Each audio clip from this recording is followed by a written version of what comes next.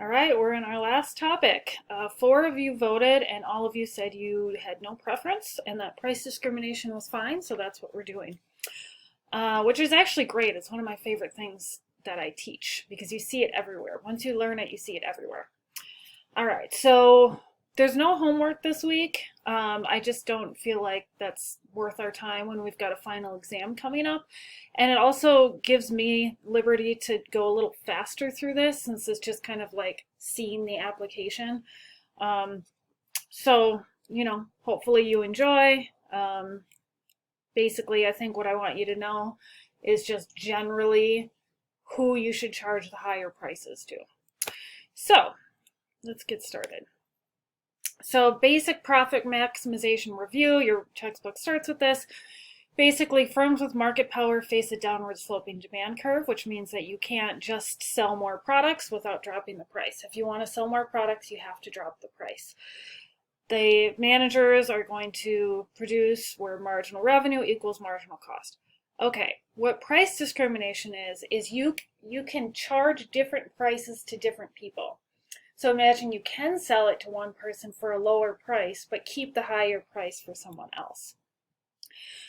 So the book talks about models that yield greater profits falling into three categories: pricing strategies that extract surplus from consumers, special costs and demand structures, and markets with intense price competition. I'm only going to cover the first one. I think it's the most interesting, but hopefully you have the tools to learn the others if you're so interested. So basically, price discrimination, which I'm going to focus on, there's three types. There's first, second, and third degree.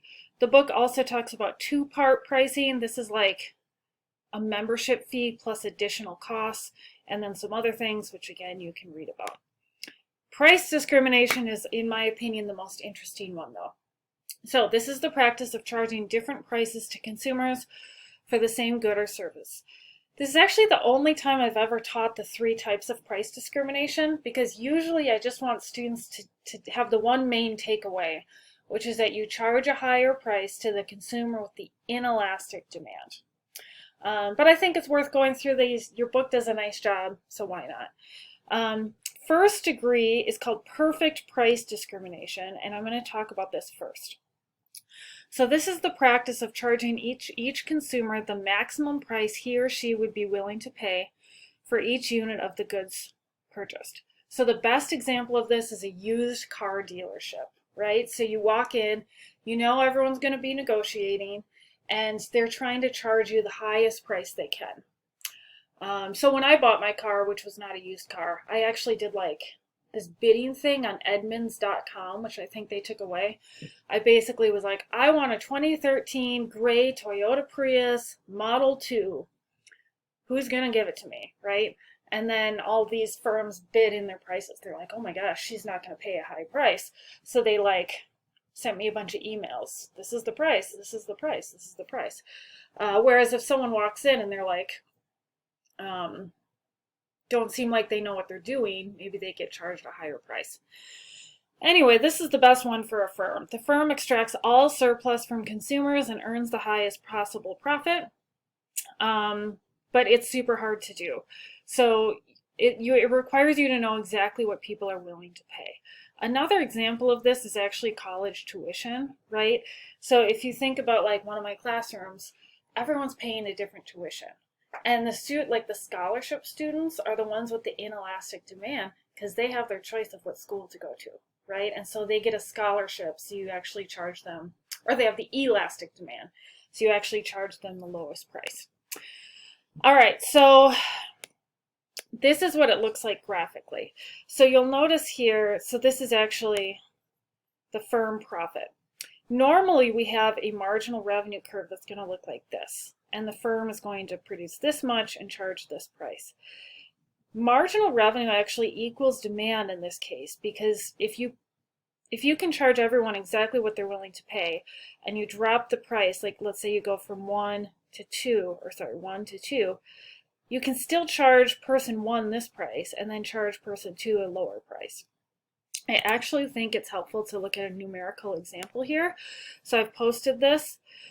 It's also just good review at this point. We've got a downward sloping demand curve, right? If we want to calculate total revenue, and you're welcome to stop this and try it on your own. If you want to do marginal revenue, you're going to say, whoops, I'm going to say it's this minus this. Okay, so this is like a normal monopoly. We've got if you increase the quantity sold, your marginal revenue is less than price because you have to drop the price for everyone. I've made a simplifying assumption here, which I do every semester when I teach this. I just have constant marginal costs. At this point, things are getting complicated enough. I think it's fine to assume this. So I just say marginal costs are 200. All right. So let's calculate total cost.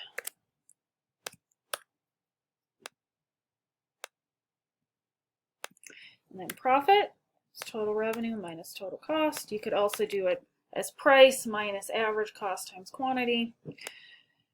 There we go. So how much will they produce? Well, it looks like they're indifferent between 1 and 2. Usually in economics we say if you're indifferent, you go for the next one. We can look at marginal revenue and marginal cost. You produce until marginal revenue equals marginal cost. You charge the price that is on the demand curve. Done. Okay. With perfect price discrimination, what's going to happen is marginal revenue is going to equal the price. So you charge the first person $400. If you sell it to the second person, your additional revenue is $300. Why? Because you can still charge the first person $400. So you're just lowering the price for the next person. So then you say, well, I'm going to bring in another person for $200. Okay, so if we look back at this graph, that's why marginal revenue is the same thing as the demand curve. We can see that numerically here. So if we just look at the marginal revenue, marginal cost rule, here's marginal cost. All right, how many are you going to produce? You're going to produce 3, right? So you're going to produce 3 and you're going to charge 3 different prices. You're going to charge the first person $400, the second person $300, and the third person $200. So profit with price discrimination, if you just sell one, your total revenue is going to be $400. Actually, I need to say this, minus your total cost. All right. If you sell the second one, what you're going to do is you're going to say marginal revenue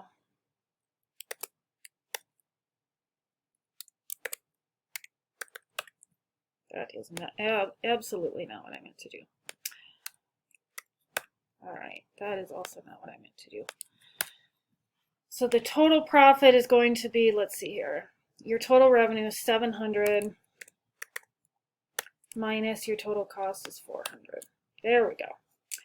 In this case, your total revenue is going to be, let's see, 900 minus your total cost. Okay, so you get the point. So your profit is going to be higher. Your profit before price discrimination, you're going to sell 2 and you're going to make a profit of 200, which is still good, right? With perfect price discrimination, you're going to sell more and have a higher profit. So your profit is going to be 300 instead of 200. Again, let's look at this. The profit is bigger than it would normally be. Normally we'd have an average cost curve like here, and profit would be smaller. And also the monopolist is going to sell, we'd have a downward sloping marginal revenue curve. The monopolist would sell less if they're not price discriminating. So they're selling more and their profit goes up. For those of you that are familiar with consumer surplus, the consumer surplus totally goes away. So this is not good for consumers. It's great for producers. All right.